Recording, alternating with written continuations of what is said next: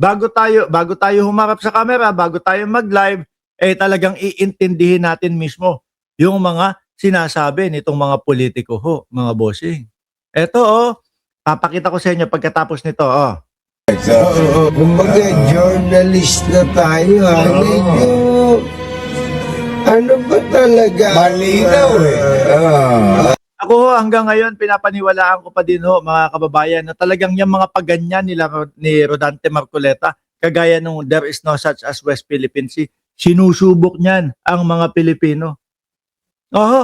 Sinusubok niyan ang mga Pilipino. Kakagatin ba ng Pilipino ito? No? Kapag kinagat at pinaniwalaan ako ng mga Pilipino na kailangan isuko yung KIG, di okay, puntos para sa China yon. Dati pa lang dati pa lang, ako'y naniniwala. Sa panahon pa lang ni Rodrigo Duterte, ako'y naniniwala. Yung mga Pilipinas, province of China, sila ang may pakanahon nun. Yun ang nakikita ko. Subok, lagay mo, Pilipinas, probinsya ng China.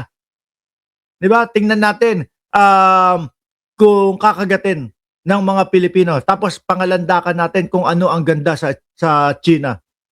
Diba? Ganun Pero ang kagandahan po, nananatili ang mamamayang Pilipino, nananatili po ang majority ng Pilipino na ipagtanggol at tumindig po para sa ating bayan. Sabi ni Annalyn Ando, live ba to? Live na live. Laila Rapanan, shout out po sa inyo, madam. Tuloy! Ano ba talagang bahagi doon ng out of context? Wala ho talaga. Iisa lang ang ibig sabihin nun. Same lang din po. Kagaya nung There is no such as West Philippine Sea. At naniniwala ho ako, hindi ho hihinto. Hindi ho hihinto itong mga ito, sa mga ganyang ginagawa nila, mga bossing, para sa China. Susubok at hindi lang ho ito yung magiging huli, mga kababayan.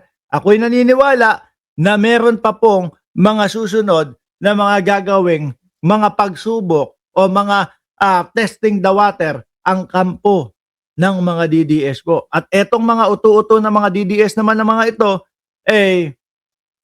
lulunukin na lang ho, mga kababayan. Okay na ho sa kanila yon.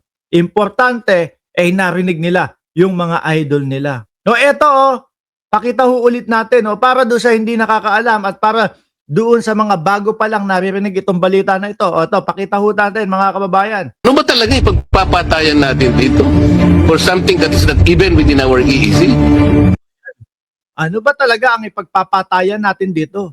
No? Ano ba talaga ipagpapatayan natin dito for something that is not even within our EEC? Ang gawin natin po para madali, For something not even in our EEC. So sa paniwala ni Rodante Marcoleta na yung kalayaan ay wala sa EEC natin o sa economic zone natin. 'Di ba? Wala naman siyang sasabihin dito na karagatan ng Kalayaan Island Group. Wala siyang sasabihin ganoon. I-give up lang natin ang KIG. give up natin yung KIG. I-give up natin yung KIG. Ano?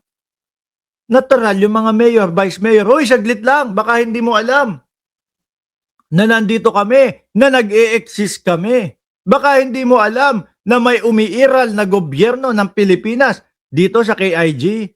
Di ba? Atras. Ano ba talaga ipagpapatayan natin dito for something that is not even within our EEC? Ang gawin natin po para madali, i-give up natin yung... Yun ang pinapaniwalaan niya, for something not even in our EEC. Ang gawin natin, i-give up natin yung KIG. KIG. Ano go-govern? Para madali, i-give up natin yung KIG. Sige nga ho, mga kababayan, baka may mga DDS dito. Mga DDS, hoy! Kalangalan ninyo, tragis kayo, ayaw nyo mag-comment Hindi, nagsawa na ba kayo mga DDS doon sa mga kako-comment ninyo na bayaran si Mark Ramos? Nagsawa na ba kayo mga DDS na bangag si Mark Ramos? Ayaw nyo mag-comment O natatakot kayo, o duwag kayo, o hindi nyo kayang ipaglaban itong si Rodante Marcoleta. Aba, talagang matatawag kayong bobo niyan. Di ba?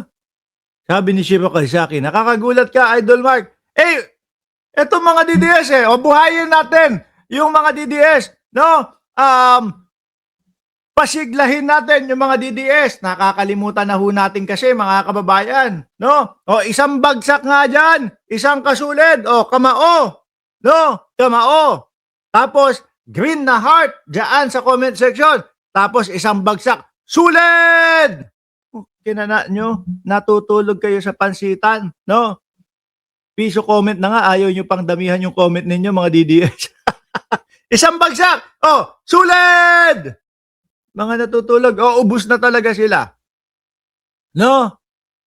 Ubus na ho siguro sila, mga kababayan, kaya wala nang makapagtanggol. Ayan, sabi ni Shiro Kasaki, sulid! May rabies yang si Marcoleta. Ingat, baka kayo makagat niyan. Ano to, aso?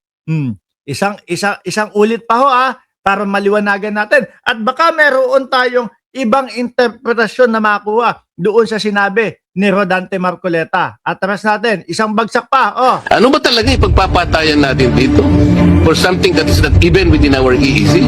Ang gawin natin to para madali, i-give up natin yung KIT. Ano go-govern? Para madali, i-give up natin yung KIT. Para madali, i-give up natin yung KIT. Yun lang. Wala na ako ibang nakikitang context. Kaya yung sinasabi ni Katunying, para ho sa akin, mga kababayan, banat yun. Mga INC, no?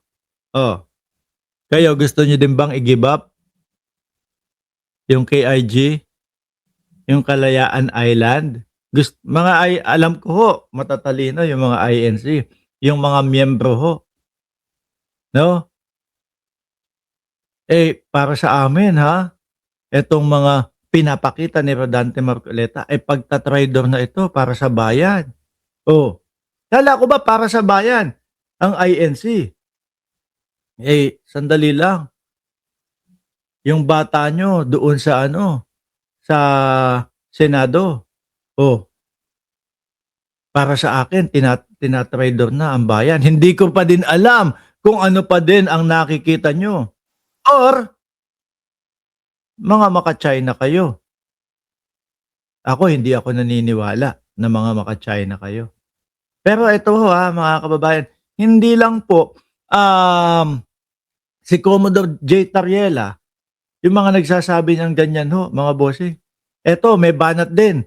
Ito pong si dating Senador Tolentino. Achieve under the 26. Hindi ko ibinoto yan nung 2025 election. No? Ito pong si Tolentino. Bakit? Ang alam ko kasi at naintindihan ko at ang